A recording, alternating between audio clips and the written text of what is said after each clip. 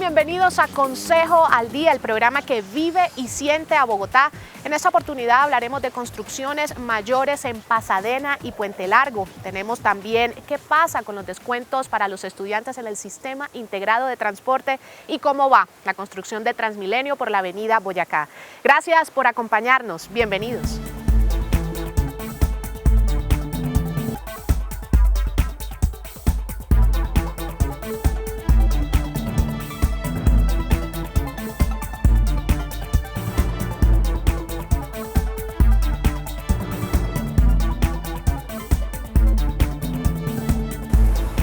Los habitantes de Pasadena y Puente Largo no permiten edificios de más de 15 pisos en su zona. Según ellos, así lo establece la regulación de su UPZ. ¿Quién controla las construcciones en la capital del país? Se lo contamos aquí en Consejo al Día.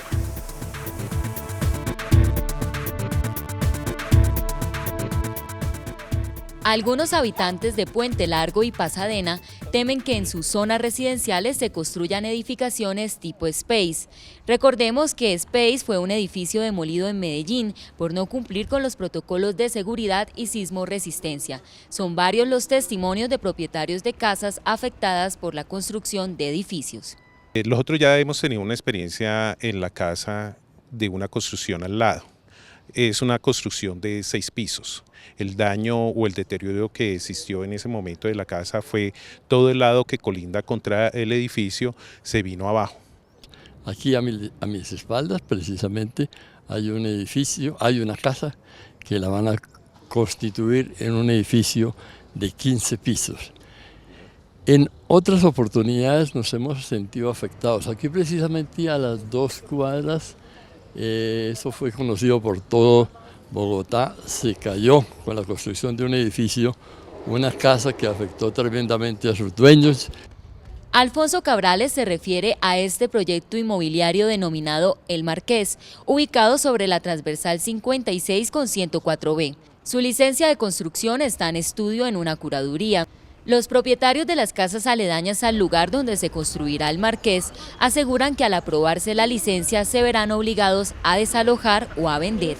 Esta construcción representa un peligro inminente para mi casa. Las casas construidas en esa época que fue construida la mía no tienen vigas de amarre, tienen cimentación muy buena donde hicieron la casa, pero sin embargo eso no obsta para que mi casa, si se construye un edificio de 15 pisos, va a colapsar. Esta es una zona de densificación moderada, no alta, por lo cual estábamos en un sector 4. El sector 4 tiene un riesgo sismológico bastante alto. Un proyecto de este tipo requiere hacer una sedimentación más o menos de 15 pisos hacia abajo para poder colocar los pilotes. Los movimientos que generarían de construcción de 15 pisos hacia abajo estaría afectando toda la zona del sector. La preocupación de los habitantes de Puente Largo es compartida también por la comunidad de un sector del barrio Pasadena. Todavía se consiguen casas de hace 40, 50 años y aquí hay abuelos y entonces esto puede colapsar. ¿Dónde van a meter las aguas hervidas? Las condiciones higiénicas sanitarias, el agua. Si usted no está conforme con una licencia de construcción, puede solicitar a la curaduría que la expidió que revise y estudie su decisión. Agotado este paso, puede dirigirse a la alcaldía local correspondiente y exponer las razones por las cuales se debe revocar. De no encontrar solución, diríjase a la Secretaría Distrital de Planeación. Si el distrito tampoco lo ayuda, deberá iniciar un proceso administrativo, contratar un abogado y exponer su caso en primera instancia a un juez administrativo.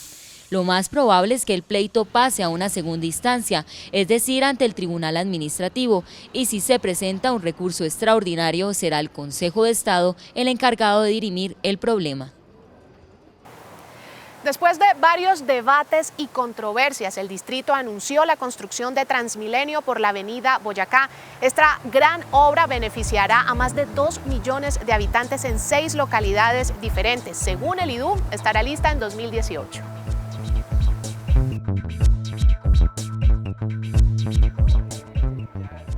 El pasado 11 de septiembre, la Administración Distrital anunció la construcción del Transmilenio por la Avenida Boyacá, cuyas obras iniciarían en 2016 y tendrían una duración entre 18 y 24 meses.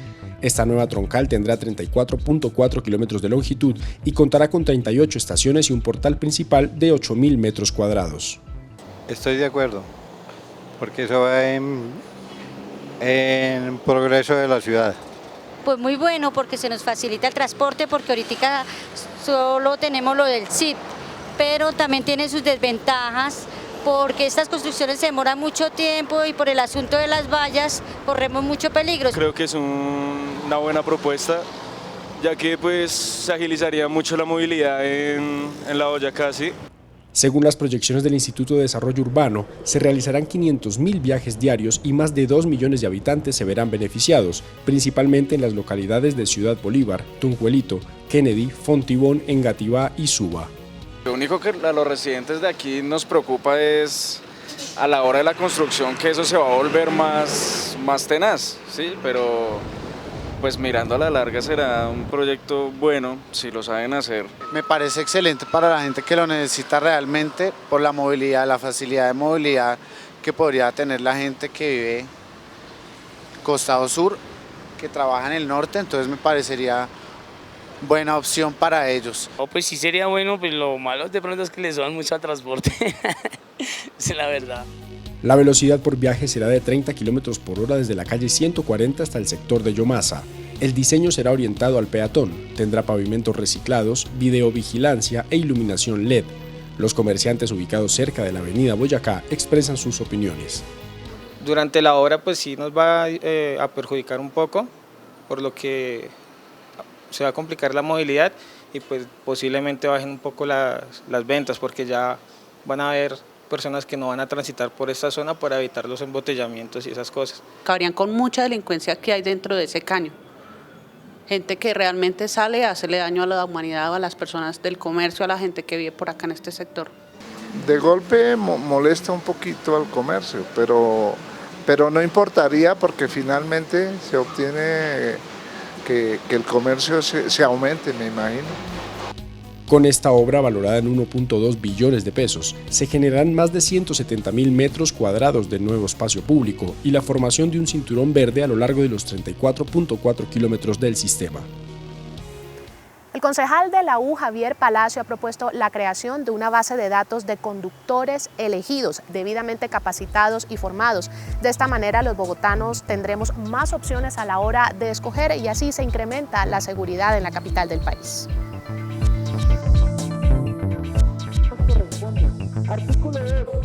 El concejal Javier Palacio, perteneciente al partido de la U, debatió en el Consejo de Bogotá el proyecto 260 de 2015, con el cual se busca crear registro de conductores elegidos y con el que se busca que las personas que prestan este servicio estén realmente capacitadas para este empleo.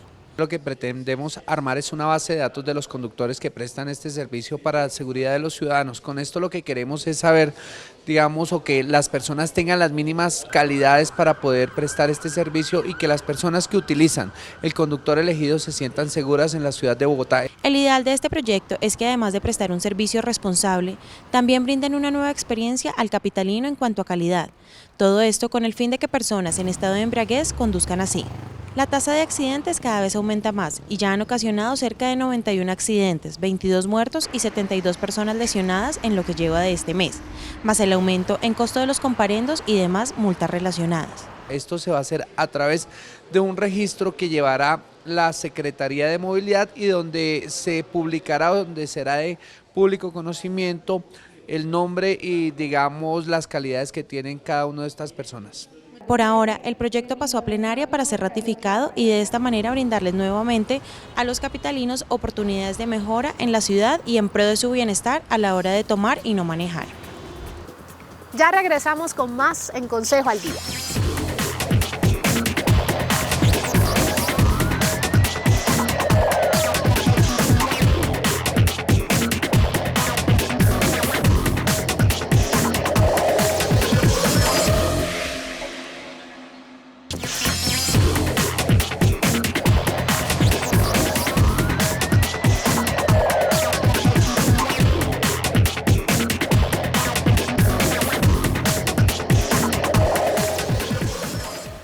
Las mujeres somos las mayores víctimas de los ataques con ácido. Esto no solo deja graves secuelas físicas, sino también emocionales y psicológicas. ¿Hasta dónde tendremos que llegar para ponerle fin a este delito? Es la pregunta que a diario se hacen las familias de las víctimas. En la 39 con Caracas se reunieron estudiantes, víctimas y personas que rechazan la violencia con ácido ante el último caso contra Jenny Marcela Pardo, una joven de 28 años que ahora tiene quemaduras en un 26% de su cuerpo. Fui agredida hace 8 años por estos agentes químicos, pero bueno, lo que hoy nos conlleva a estar acá es el repudio, el rechazo total a estas agresiones, porque seguir permitiendo que ataquen a nuestras mujeres. Mi caso es uno de tantos que está en la impunidad, que no ha tenido ninguna clase de atención ni reparación, y soy una mujer más a la cual se le han sido vulnerados todos los derechos en esta vida. Infortunadamente, el caso Jenny se une a la lista de quienes como ella han sufrido de esta modalidad de agresión. Ayer fue Gina, otro día fue Natalia, otro día fui yo, ahorita fue Jenny. ¿Qué seguimos esperando? ¿Que otra más de nuestras mujeres siga siendo agredida? Reprochamos de todas las formas porque este tipo de situaciones no tendría por qué estarse presentando, incluso después de todo el trabajo que nosotros hemos venido realizando e incidiendo para que esto no se vuelva a presentar. Entonces nosotros sí estamos hoy acá diciendo basta y estamos diciendo no más penas reales para sufrimientos reales. En el Congreso de la República de Colombia, Natalia Ponce de León pidió no dejar hundir el proyecto que apoya a las víctimas de ataques con ácido, dejando sentada su posición frente a este delito y los efectos colaterales en sus vidas y las de sus familias. Es una cosa tan absolutamente dolorosa que ya a veces siento como que mis lágrimas se acabaron. Yo estoy totalmente conmovida de ver a Consuelo que está pasando por ese dolor, el mismo que estoy pasando yo y todas las madres. La Secretaría de la Mujer también se unió al hecho y compartió sus acciones en prevención y acción con las víctimas. Pero sí tenemos la responsabilidad como autoridad para que cuando la mujer acuda se le crea y se le brinde la protección de manera inmediata. Y como sociedad de rechazar absolutamente todos estos casos y actuar. Lo que hemos dicho es que la violencia contra las mujeres se ha naturalizado mucho, la sociedad y todas las formas de violencia contra las mujeres son un delito. Gina Potes fue la primer víctima con ácido en el país y actualmente es la directora de la Fundación Reconstruyendo Rostros. Ya lleva más de 3 años trabajando en pro de la prevención y erradicación de este tipo de violencias y de la atención integral a las sobrevivientes. Se plantea la necesidad no solo de que se castigue severamente a los responsables del delito, sino de que exista una acción del Estado orientada a favorecer a las víctimas desde la óptica de reincorporación a la vida productiva, que permita su recuperación y dignificación como personas. Exigimos y pedimos justicia para estos casos que ya han pasado con todas estas mujeres y que no se vuelva a presentar más, o sea, realmente es lo que más nos interesa en este momento. Por más afectaciones y por más que nos quieran destruir, nuestras vidas deben continuar. Y de verdad que esperamos que esto no siga pasando. La concejala Olga Victoria Rubio radicó en el Consejo de Bogotá el proyecto de acuerdo 344 de 2015 que busca que se declare el 2 de julio de cada año como el Día Distrital de la No Violencia con Ácido y otros agentes químicos en Bogotá. Dejar como insigne el día del 2 de julio. En donde digamos no más violencia con ácido. ¿Y por qué el 2 de julio? Porque fue la primera ley, un normativo legal en el Congreso de la República, en donde Colombia toma la decisión a través del Congreso de no más violencia con ácido. Según la encuesta de clima escolar y victimización, estudiantes del 20% de los colegios públicos y privados en la capital del país asegura que en sus instituciones educativas se presenta bullying. Consejo al Día habló con expertos en la materia para saber cómo va esta situación. El bullying o matoneo es un tipo de violencia, un maltrato silencioso, pero una encuesta realizada por la Secretaría de Educación de Bogotá asegura que el 10% de los estudiantes hombres de colegios públicos son víctimas de matoneo. En el caso de las mujeres, los reportes también alcanzaron el 10%. mientras que en los colegios privados los reportes son de un 12% y 9% respectivamente. Consejo al Día consultó la voz de una psicóloga educativa experta en bullying, autora del libro Me está molestando, bullying. ¿Qué es bullying? Bullying es una de las formas de violencia que se da normalmente en colegios, pero no solamente en colegios, porque también puede ser en sitios como el club, o como el parque, o como el barrio, es decir, donde uno se encuentre con los mismos, muchas veces, seguido, frecuentemente, y para poder tener una relación social de jerarquía. ¿En qué edades se presenta el matoneo? El bullying está definido para edad escolar, es decir, desde chiquiticos que entren, pero normalmente un bullying a nivel intencional, para poderlo definir, está desde los 6, el resto es torpeza social, pero desde los 6 ya se hacen daños intencionales, entonces ahí ya podríamos empezar a ver un diagnóstico distinto hasta que se gradúan de colegio. ¿Por qué un niño o adolescente matonea a otro? El que hace bullying ha aprendido en casa a ser violento. Entonces, o lo ha aprendido porque es víctima de violencia, él mismo, o lo ha aprendido porque lo ve hacer, aunque no sea víctima de violencia. ¿Cómo reaccionan los padres de un niño víctima de matoneo? Normalmente los papás les dicen, pues dele, es que yo no nací para ver un hijo mío que no se sepa defender, o no quiero tener yo el hijo que no se sabe defender, entonces pues dele un puño. Mejor dicho, ¿sabe qué? Mañana donde usted me llegue con el mismo cuento que se la montaron, no quiero saber, porque entonces le dan allá y le doy yo. ¿Qué debe hacer el distrito frente al bullying? Esto es lo que opinan los concejales. Hoy hay que volver a educar en valores y construir una nueva moral en nuestros niños y jóvenes, y eso no solamente debe ser responsabilidad del colegio, también tiene que ser un trabajo mancomunado de todas las familias en Bogotá.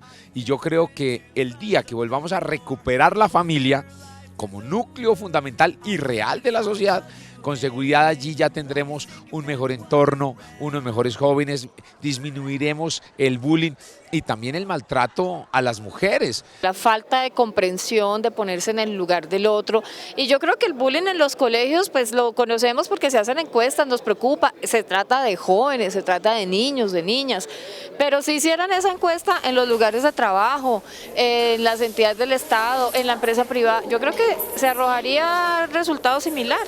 Es un tema de la sociedad, de los valores que estamos construyendo de manera colectiva. Según cifras de la Secretaría de Educación, solo en el 20% de los colegios públicos y privados se presentan casos de matoneo o bullying. Sin embargo, esta cifra puede ser mayor teniendo en cuenta los casos no reportados o denunciados por temor de las víctimas. El pasado 14 de septiembre, el concejal del partido Alianza Verde, Carlos Roberto Sáenz, cuestionó la efectividad y la operatividad de la red Wi-Fi en la capital del país. Según él, esta no cumple con las demandas de los usuarios y de los capitalinos. El Consejo de Bogotá analiza la situación actual de la operatividad de las 120 zonas que proveen Internet a través de conexión Wi-Fi gratuito en Bogotá.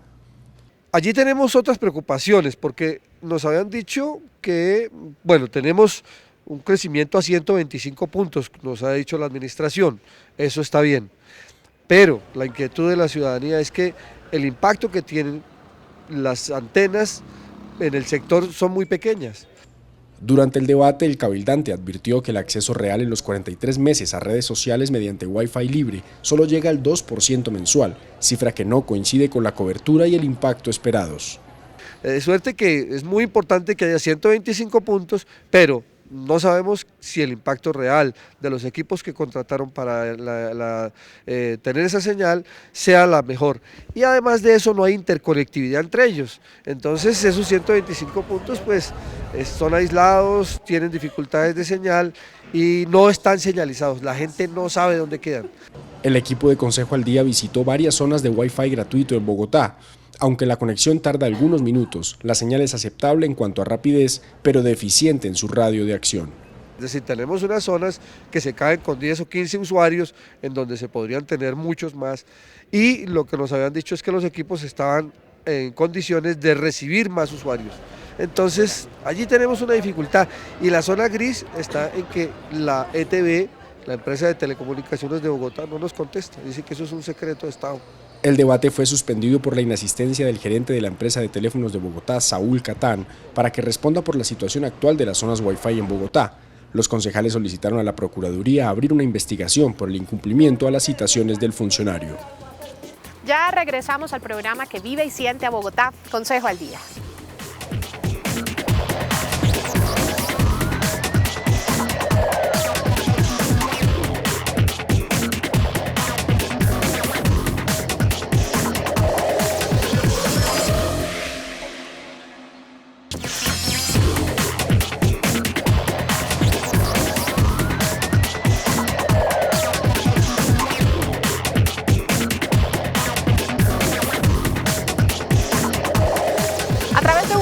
De acuerdo se busca establecer la tarifa estudiantil para el sistema integrado de transporte. ¿En qué consiste? En que todos los estudiantes en la capital del país solo paguen el 70% de lo que vale la tarifa normal.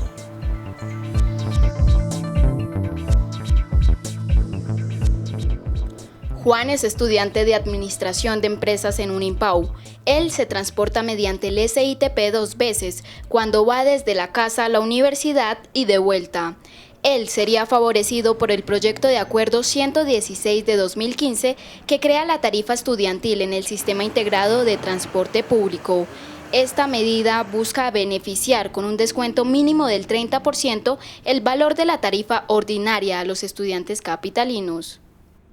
Los estudiantes beneficiarios serían de instituciones educativas distritales, colegios en concesión, educación contratada por el distrito matriculados en los niveles básica, secundaria y media, grado sexto en adelante, que pertenezcan a los estratos 1, 2 y 3 y residan a más de 1 kilómetro de distancia en la institución educativa. Y también estudiantes de instituciones oficiales de educación superior, técnica, tecnológica y universitaria. La reducción sería del 30% del valor del pasaje, es decir, en Transmilenio los estudiantes pasarían de pagar 1.800 a 1.260 pesos y en los buses zonales no pagarían 1.500 sino 1.050 pesos. Juan coge 2 transportes diarios, es decir, que dejaría de pagar 3.000 pesos para pagar 2.100, un ahorro de 900 pesos diarios que por 30 días significarían 27.000 pesos mensuales, que podría invertir en otros gastos. Si un estudiante X cogiera 3 transportes, no pagaría 4.500 pesos, sino 3.150. Su ahorro diario sería de 1.350. Y si un estudiante Y accede a 4 transportes diarios, no pagaría 6.000 pesos, sino 4.200, y su ahorro diario sería de 1.800 pesos. Esto en caso de buses zonales, el mismo descuento del 30% que se haría en Transmilenio. ¿Qué opinan los estudiantes de esta iniciativa de descuento de una tarifa estudiantil para el uso del sistema integrado de transporte público? Me parece favorable, ya que se bajaría la tarifa del transporte para los estudiantes y esto los beneficiaría ayudándole con un porcentaje para fotocopias u otros gastos. El ahorro que se haría nos genera una inversión en otras cosas como copias de alimentación o incluso en otros transportes. La mayoría de estudiantes debemos tener una rebaja a la hora de andar en Transmilenio o SITP. Con 31 votos a favor y 2 en contra, pasa a sanción del alcalde el proyecto liderado por el concejal Celio Nieves. En primer lugar, ya hay un presupuesto para el subsidio del transporte que ya está reglamentado mediante el acuerdo 273, es decir, eso ya está en Bogotá, ¿sí? Ahora es un presupuesto adicional que, como el acuerdo dice, que es con cargo al SITP, ¿sí? Entonces habrá que concertar con los operadores del SITP. Uno de los beneficios también que se busca es evitar que ellos sigan intentando colarse en el sistema, arriesgando sus vidas. porque muchas veces lo hacen porque no tienen el suficiente dinero para cubrir el costo del transporte. Este subsidio del 30% pues va a reducir sustancialmente el valor de la tarifa y va a evitar también en buena medida la deserción escolar que algunas veces se produce por falta de recursos para el transporte correspondiente.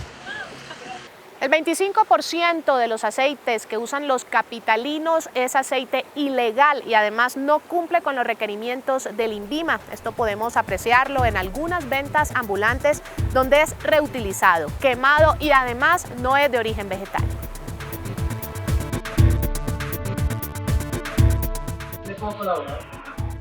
Vecino aceitico,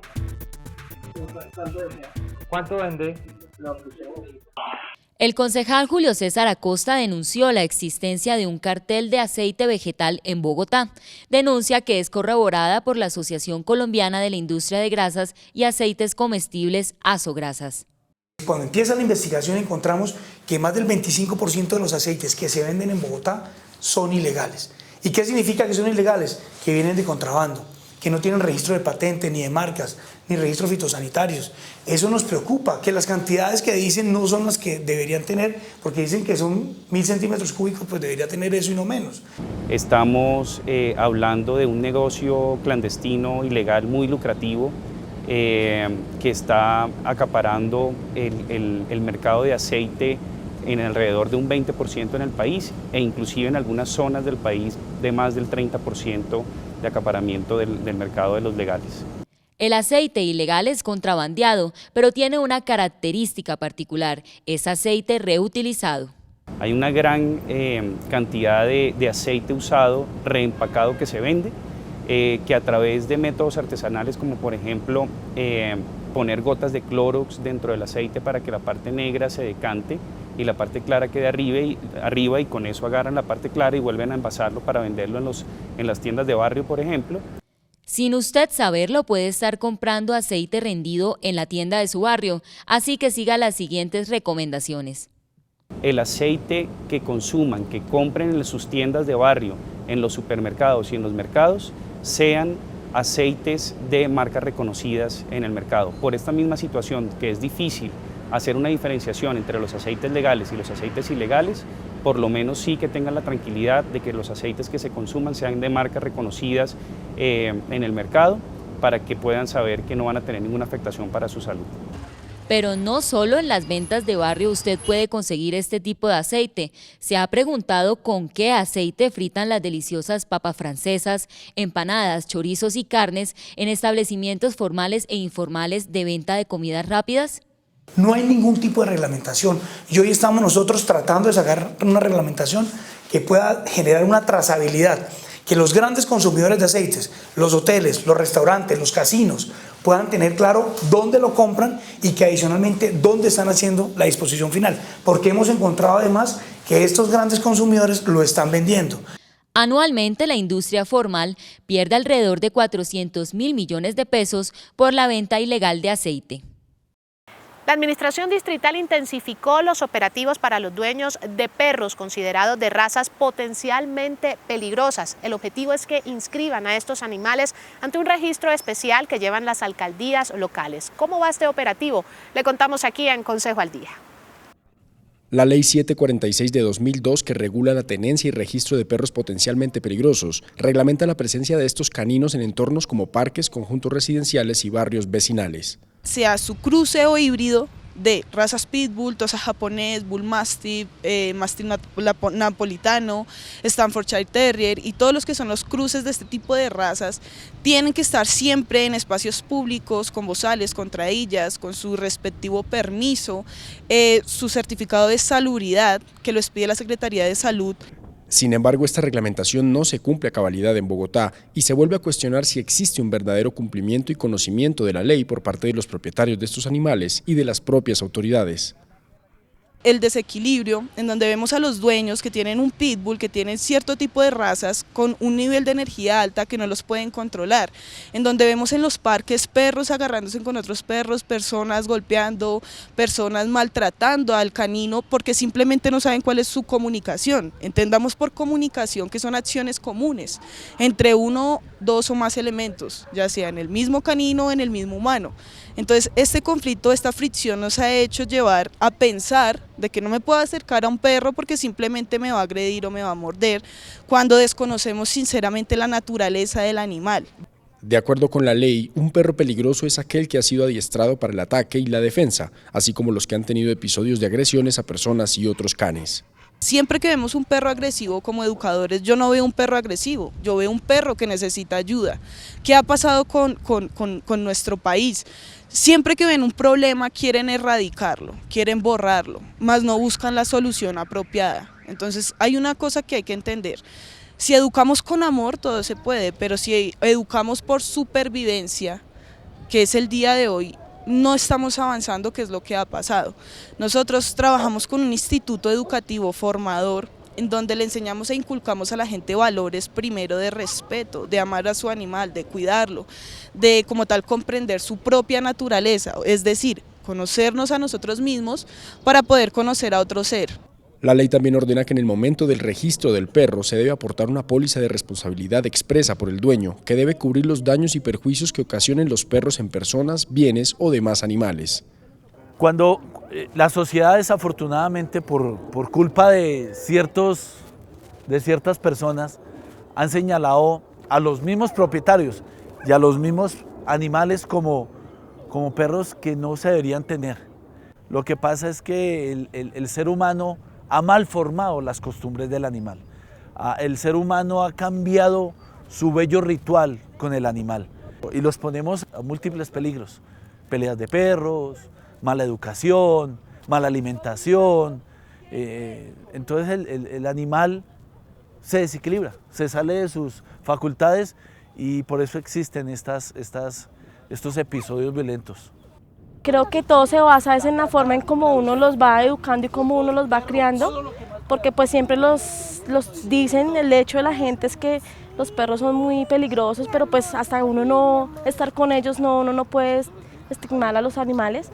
El perro está con nosotros desde que la niña tiene 1 año, o sea, muy chiquitico, se trajo de mesecitos y nunca hemos tenido ningún tipo de inconvenientes porque siempre le hemos inculcado pues el hecho de que hay que tratarlo con amor. Al perro también los tenemos muy junticos, los sacamos a todos lados juntos y nunca hemos tenido inconvenientes con el perro y con la niña.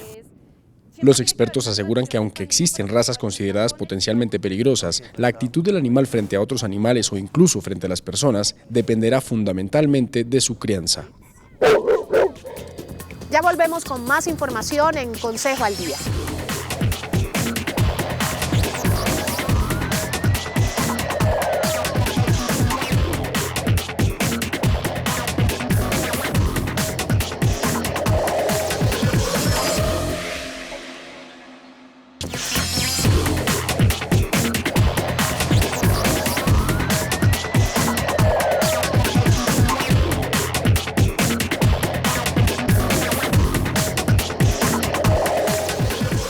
En Bogotá, como en todo el país, subió el precio de los comparendos un 4.6% desde enero de 2015. Según la Secretaría de Movilidad, desde 2012 a la fecha, la cartera pendiente es de más de 182.000 millones de pesos. ¿Qué hacer para agilizar los trámites de los comparendos y solucionar esta situación? El concejal Horacio José Serpa realizó un llamado de atención a la actual administración, ya que aún no se toman las diferentes medidas para facilitar el pago de los comparendos que llevan ya varios años a los usuarios de automóviles. Y por esta razón se estaría promoviendo la cultura del no pago. Actualmente hay más de 474.000 millones de pesos por riesgo en no pago por normas, infracciones de tránsito que no se han pagado.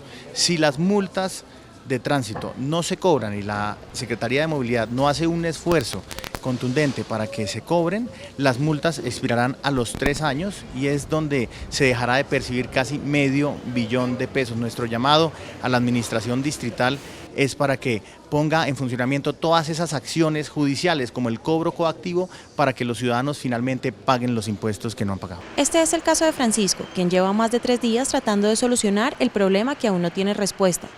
Tanto Francisco como la mayoría de los capitalinos exigen una solución y una explicación tanto de las tarifas como de los tiempos que se manejan en Bogotá en la movilidad humana. Estoy aquí, el día de ayer estuve, no me dejaron ingresar al patio, tampoco me dieron razón acerca del carro. Pude averiguar, no me permitieron el acceso para hacer el inventario conjuntamente. No sé si ellos habrán hecho el inventario como debe ser. Uno no está exento ni de que se le lleven las cosas del carro. En segundo lugar, fueron 2-3 horas aproximadamente aquí y nadie me dio razón. Estoy hoy desde las 7 de la mañana y no he podido hacer ninguna vuelta. Estuve en el CADE y me dicen primero que tengo que estar al día en impuestos, que tengo que estar al día pagando absolutamente todo. La movilidad humana que ofrece la actual administración, según varios bogotanos, no tiene nada de humana y como el señor Francisco, existen muchos más casos que siguen aumentando en el valor de la deuda, tanto en parqueaderos como en el comparendo, y que pueden pasar los días y seguirán en la misma situación, sin una respuesta indicada. Vengo a averiguar cuánto debo pagar por sacar mi carro. Primero que todo, me toca pagar porque se lo llevaron, la grúa. Un valor que verdaderamente no considero que se debe cobrar, porque si me van a cobrar a mí solo está bien, pero en una grúa pueden poner 2 carros y pueden poner 3 motos y todo eso lo están cobrando. Para poder sacar yo mi vehículo de los patios tengo que volver a pagar grúa. Si yo puedo sacarlo andando, ¿quién me garantiza a mí que ese carro sale de allá completo como se lo llevaron? Segundo, el valor que hay que pagar es supremamente alto. Por día inicia uno pagando 90 y pico de mil pesos, 60 y pico de mil pesos, no sé cuánto, y eso cubre una semana. Después de la semana otro valor, a los 8 días otro valor, al mes otro valor. Cuando uno va a sacar su carro no tiene con qué sacarlo. Lo más denigrante, lo más harto, lo más chinchoso que puede haber es que no le colaboran a uno absolutamente para nada. En 5 minutos, el concejal del partido Alianza Verde, Carlos Roberto Sáenz, nos contó que celebra la decisión del Consejo de Estado de prohibir la construcción en los cerros orientales. Asegura que la actual administración ha hecho mucho por el medio ambiente, pero que todavía falta.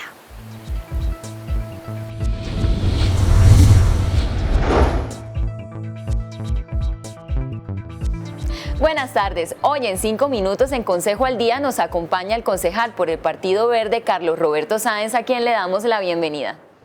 Muy buenas tardes, un saludo a todos los televidentes. Bueno, Carlos Roberto Sáenz es licenciado en Ciencias Sociales y Filosofía, es especialista en instituciones administrativas y en políticas para el desarrollo. Se ha caracterizado por trabajar temas ambientales, movilidad limpia y es un defensor de la bicicleta en Bogotá. ¿Qué opina usted? ¿Los bicicarriles sí son la solución para los usuarios de la bicicleta en Bogotá? Yo creo que aportan muchísimo a la solución del problema de la movilidad. No son la solución completa, porque tienen que hacerse más, no porque deban disminuirse los que ya se hicieron. Sin embargo, la discusión en todas las ciudades del mundo que han afrontado el tema del cambio climático y el mejoramiento de las condiciones de movilidad, siempre han afrontado también una discusión con la comunidad, porque pues la gente está acostumbrada solo a ver carros. Ahora, cuando los ciudadanos salimos a montar en bicicleta, especialmente trabajadores y jóvenes universitarios, pues a algunos les parece como raro, pero la verdad es que sí ha aportado mucho. En este momento estamos haciendo cerca de 1 millón de viajes diarios en bicicleta, o sea, personas que se trasladan de su trabajo a su casa, de su casa a su trabajo, todos los días. Entonces son personas que ya no usan carro o que no usan el transporte público masivo. Usted, que se ha caracterizado por ser ambientalista, ¿qué opina frente al fallo del Consejo de Estado que prohíbe la construcción en los cerros orientales de la ciudad? Es absolutamente positivo La ciudad necesita defender sus cerros orientales. La ciudad necesita además incluso profundizar una política que permita que la ciudad viva los cerros, pero no construyéndolos, sino haciendo de ellos senderos peatonales para que la gente pueda esparcirse sanamente, pero que sigan además siendo el pulmón de la ciudad. Lo más importante de los cerros es la capacidad que tienen de recoger polvo, distintas formas de contaminación, además del paisaje que es sin duda alguna uno de los recursos más importantes de cualquier ciudad. Tendríamos, si logramos mantener la protección sobre los cerros, reversar las tendencias negativas que hay o en construcción o en explotación de canteras sobre los mismos, vamos a lograr sin duda alguna que Bogotá siga siendo en ese campo una ciudad muy hermosa, que no solamente protege sus cerros, sino que les permite que sigan viviendo. Gustavo Petro asegura que esta administración ha sido la más humana y la más ambientalista que ha tenido la ciudad. ¿Qué opina usted de eso? Yo creo que sí se avanzó en lo ambiental, pero no colmó las expectativas que teníamos muchos con respecto a varios temas. El gran lunar siempre seguirá siendo la permisión de construir sobre el humedal de la Conejera, y tendremos todavía muchas críticas con respecto a la aplicación de proyectos como el de Basura Cero. A mí me parece que el alcalde Petro, repito, avanzó en algunos temas, pero nos quedó debiendo otros que la ciudad tiene que evaluar. El balance sobre el tema ambiental está por darse de manera plena, y aspiro a que además de eso tengamos la posibilidad de hacer una conversación muy seria con respecto a este tema con todo su gobierno. Creo que está por hacerse la rendición de cuentas ambientales, porque Bogotá queda con muchas deudas de este gobierno. Ya para terminar, concejal, cuéntele a los televidentes qué ha sido lo más significativo de su gestión en este periodo. Yo creería que poner encima de la mesa muchos de los temas ambientales y animalistas de la ciudad. Desde luego que el triunfo más importante ha sido la aprobación por parte del Consejo de la consulta antitaurina, que creo que la ciudad nos va a acompañar ampliamente en este tema, y hacer del tema ambiental un tema central del Consejo en todos sus 4 años. Hemos aprobado, yo creo que más de 60 proyectos que tienen que ver con lo ambiental, de suerte que la administración no puede quejarse del repertorio tan amplio de políticas ambientales que se han aprobado en el Consejo, del acompañamiento a los fundamentales de esos proyectos y sin duda alguna de los logros que con el concurso del Consejo de la Ciudad Bogotá ha tenido en los últimos años. Creo que eso es lo más importante. Seguiré en la tarea ambiental. Yo prácticamente no hablo de ningún otro tema que no tenga relación con lo ambiental, y me concentraré esencialmente, como lo dije antes, en sacar adelante los temas de energías limpias y de la bioconstrucción como base fundamental de una nueva ciudad. Concejal, muchas gracias por acompañarnos en 5 minutos, muy amable. Y a ustedes, televidentes, nos veremos en una próxima emisión de Consejo al Día. Desde su localidad, hace 9 años y gracias a su fundación Surcos, Ingrid y Angélica se dedican a atender a niños con necesidades y habilidades especiales. Estas son las personas que viven y sienten a Bogotá, y las tenemos aquí en Consejo al Día.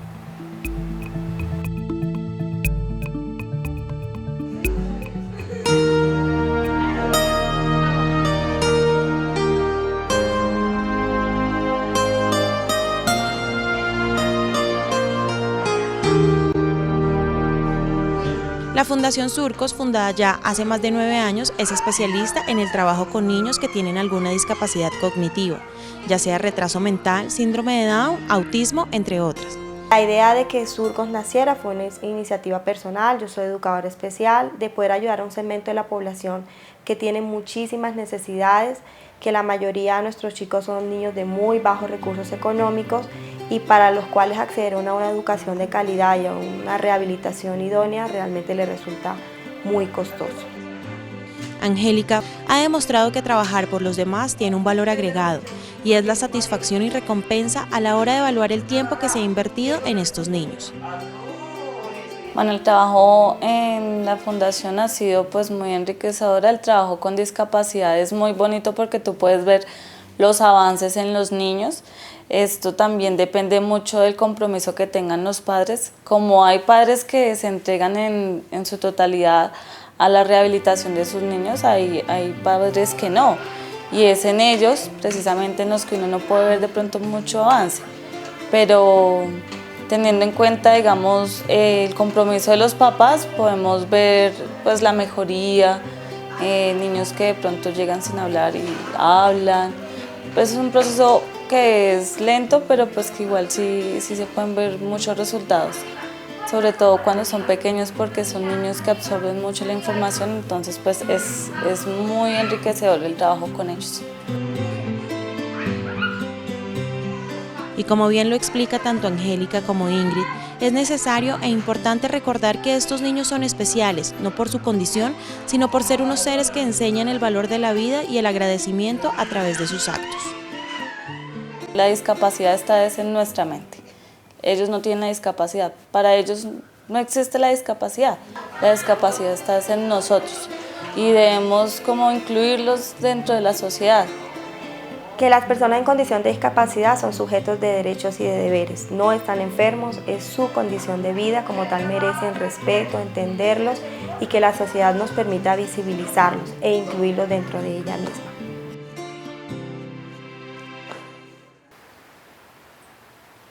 Gracias por habernos acompañado en el espacio que vive y siente a Bogotá. Consejo al Día. Nos vemos en una próxima oportunidad. Hasta pronto.